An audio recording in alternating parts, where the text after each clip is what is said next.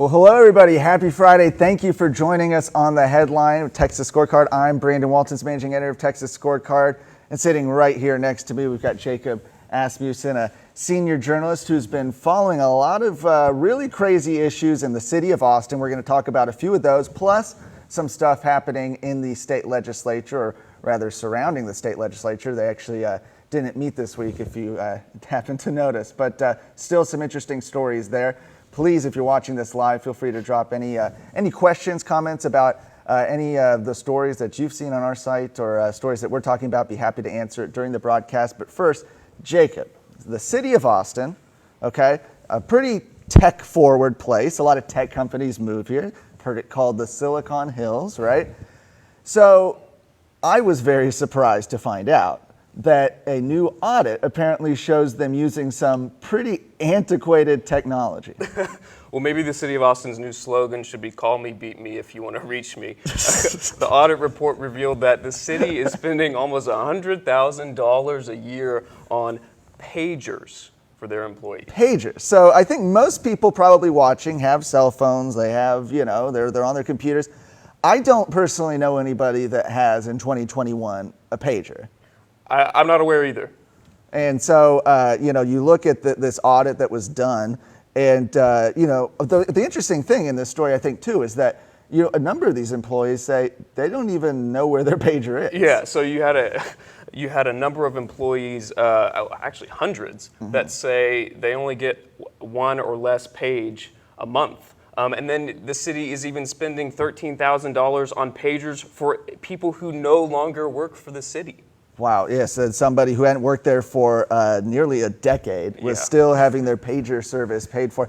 It's just, it's absolutely crazy. But this isn't the first thing, of course, we've seen from the city of Austin when it comes to wasteful spending. You, of course, mentioned a few of those examples as well in your article. Absolutely. I mean, there's things like the city spending $450,000 on 2 public toilets. Spending over $100,000 to clean one public toilet. I mean, you've got $140 million on a failed tunnel, $1 billion on a biomass power plant disaster. I mean, just the list just goes on and on and on. And the worst part is, this isn't just numbers floating around, right? This is real money from citizens who are trying to stay in their homes right now. Well, absolutely, and especially at a time when you see a number of businesses, if you drive around downtown Austin, I mean, you see it. Businesses shuttered because of shutdowns from the coronavirus, but also something really, really affecting citizens and businesses alike in Austin has been the growing homeless problem, which has seen vagrants able to essentially camp anywhere they'd like within the city limits, and that's actually created some real problems. And now you've got another renewed effort to fight back against that. Yeah, Brandon. So the story originally began in 2019 when the Austin City Council, like you said, allowed homeless individuals to camp in nearly every public space across the city, right? And that immediately caused a wildfire of public backlash, a safety risk. Over 120,000 citizens called for the council to reverse their decision, right? So you have violent crime increasing, all of these effects unfolding over the months. And now a new citizen activist group called Save Austin Now has submitted a petition to City Hall to try to stop this homeless camping law and put it to a public vote in May. This isn't the first time Save Austin Now has tried to attack this policy, though, right? They actually did a similar petition effort last year. They submitted it to City Hall. The city clerk actually invalidated it, said it wasn't, didn't meet the requirements, which Save Austin Now is actually suing them over.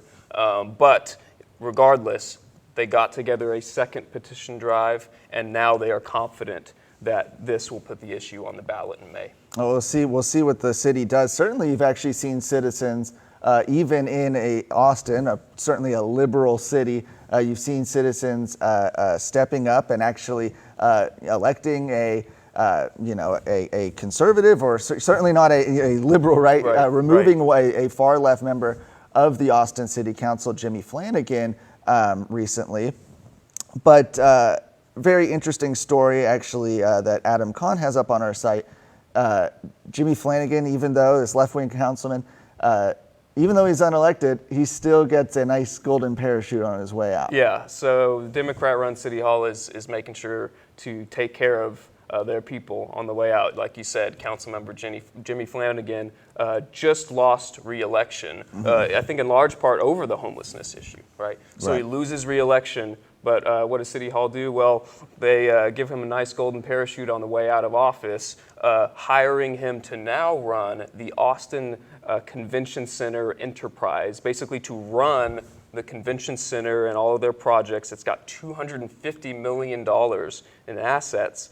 And they hired him despite Flanigan being dogged by questions about his financial skills and competency.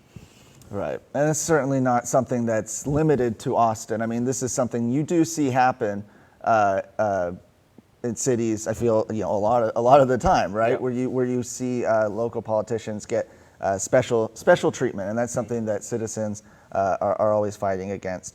I appreciate your coverage on all those issues, Jacob. I want to remind folks that the legislature is not, the state legislature that is actually not meeting, has not met in Austin this week. They gavelled out last Thursday, and they're going to be out until next Tuesday when they return. But even though they're gone, you've still got some actions happening behind the scenes. So yesterday, the process to write the state's budget officially kicked off, with both the House and the Senate submitting their drafts of the budget. Now, what does it look like? A lot of people, I think, were actually somewhat surprised. It actually doesn't. It's not, some of the runaway spending that we've seen in sessions past. In fact, a lot of that has to do with, it actually comes under the 7% spending limit adopted by the Legislative Budget Board late last year. So some good news for taxpayers there. The budget doesn't, at least as it's proposed now, doesn't seem to increase taxes, doesn't raid money from the rainy day fund. But a lot of that is, sort of the devil's in the details. A lot of that is because they couldn't do it, okay? You had a few weeks ago Comptroller Glenn Hager going and giving out his estimate of the revenue that the state was going to see, and it says, look, the state's going to see $1 billion shortfall, as well as a projected 0.4% decrease in the general revenue funds. What does all that mean? Essentially, it means the state's going to have, it's not going to have the same growth, right, that we've seen, due largely to these coronavirus shutdowns. And so that process has begun. Like I said, it's begun in the House and the Senate. This is one of the only constitutionally mandated things that the legislature has to do when they're in Austin. And so it'll be interesting to see that process play out over the next few months. But it certainly seems like the House and the Senate are in similar positions. And so the devil is going to be in some of the details. And we're going to be looking through that in the coming weeks at texasscorecard.com. So please check that out. But you can read, if you want to read the summaries on these things, these bills are really, really big, but there's a little smaller summary linked in our article at texasscorecard.com. So please check that out. And it wouldn't be a week without a little bit of maybe some, I don't really want to call it infighting, but maybe a little bit of action, I should say, maybe, with the Republicans, a little bit of disagreement with the Texas Republicans.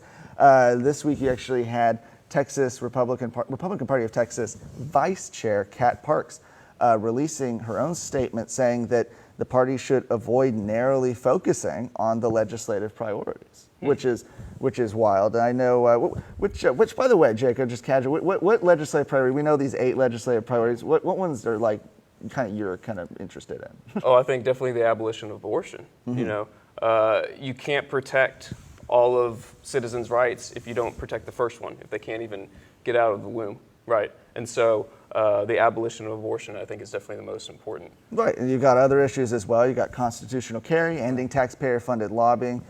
These are the issues that Republican delegates voted on at the Republican Party of Texas convention in 2020 during the summer, and these are their 8 priorities. Well, you have Republican Party of Texas Vice Chair Kat Parks coming out and saying, look, let's slow down. The party's put, essentially too much of a focus on these priorities, and we need to take a more holistic approach. Now, she actually makes the point that, there are issues that are of concern to Texans that aren't on those lists, that didn't make those lists. Things like free speech or property tax relief didn't make the list. Immigration, your border security, but still, you've seen some reaction from folks who say, "Well, that's how we want to measure our legislators, is by what they do." Right. Oh, and she's right in that, of course, there are more issues that need addressing outside of those 8, but we shouldn't downplay those 8 because they're some of the most important, like you said, protecting preborn children from being killed. Right. And for his part, Republican Party Texas Chair Alan West actually spoke with him yesterday, says that he's going to keep fighting for the priorities, and he's not going to let up. And so that's what he's going to be doing.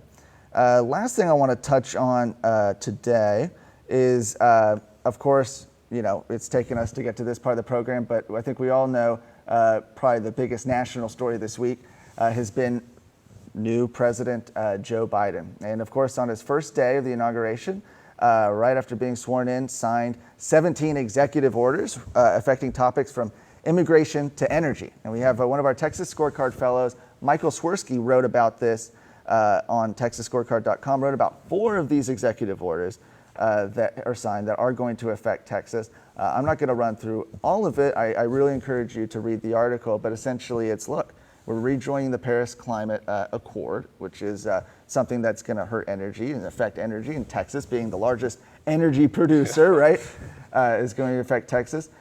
Ending the border wall construction, counting non-citizens in the sentence, stopping the Keystone XL pipeline. These are real issues that we're going to see, especially these next 4 years now, where Texas is actually going to come into play. But the Attorney General of Texas, Ken Paxton, has made it clear on Wednesday that he says he's going to stand up and he's going to do what he can essentially to sue and fight back against the Biden administration. That's right, Brandon. Actually, while Biden was being inaugurated Wednesday, Ken Paxton tweeted a statement saying he promises to fight the new administration's, quote, many unconstitutional and illegal actions, even called what Biden will do lawlessness. So you have the Texas AG promising to fight for constitutional governance. So be certainly interesting to see, and we're going to be following all of it at TexasScorecard.com. By the way, if you're there, be sure to check out. This week we've started a new series on the top paid lobbyists in Texas. Okay, these aren't hit pieces. These aren't puff pieces. These are just looking at, okay, these are the top 10 paid lobbyists in Texas. What do they do? What are they lobbying for? Are they lobbying for taxpayer-funded entities? Are they lobbying for our interests? Who are they donating to? All these questions. Be sure to check out some of those articles that are going up daily over this week and next week at TexasScorecard.com. Be sure to check those out. Well, thank you to everybody watching. I want to give a quick shout out to Sean watching from Grapevine, Steph, of course, in Deer Park, Dora watching from Lubbock, Carlos watching from Odessa.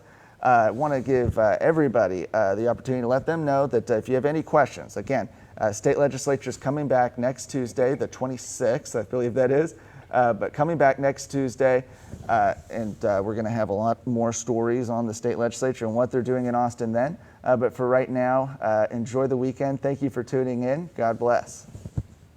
Thank you for tuning into The Headline from Texas Scorecard. You can catch old episodes of the show as well as many of our other programming at TexasScorecard.com. And be sure to join us next Friday at 11 a.m. live right here on Facebook.